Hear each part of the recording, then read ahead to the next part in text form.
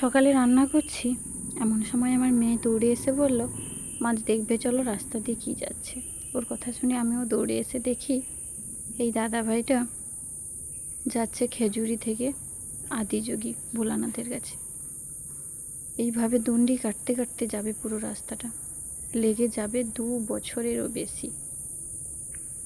তো উনি ওনার মনের জোরে আর মহাদেবের ভালোবাসার জোরে এত দূর যাচ্ছে এইভাবে এই এত দূর দিয়ে গরমে রোড পুরো তেঁতে আছে। আর পায়ের অবস্থাগুলো দেখো দাদা ভাইয়ের কী অবস্থা হয়েছে, তবুও মনের টানে চলছে।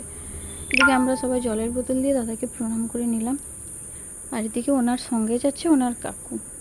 তো আমার শ্বশুরের ভাই যে আমার কাকু হয়, উনি ওনার সঙ্গে কথা বলছেন কি বৃত্তান্ত, কেন যাচ্ছে, কি হচ্ছে এইসব ব্যাপারে। তারপরে আমাদের এখানকার একটা দোকানে ওনাকে বসিয়েছি। সবাই জিজ্ঞেস করছিল কি কেন যাচ্ছে, কি ব্যাপার, এই সামনে ওনার সঙ্গে সবাই কথা বলছিল। তারপরে এখানকারই একটা ক্লাবে নিরামিষ রান্নাবান্নার ব্যবস্থা করে দেওয়া হয়েছিল দুপুরে। তো উনি ওনার কাকা সবাই মিলে এখানে দুপুরে খাওয়া দাওয়া করে তারপরে আবার উনি রওনা দিয়েছিলেন ওনার কাছে।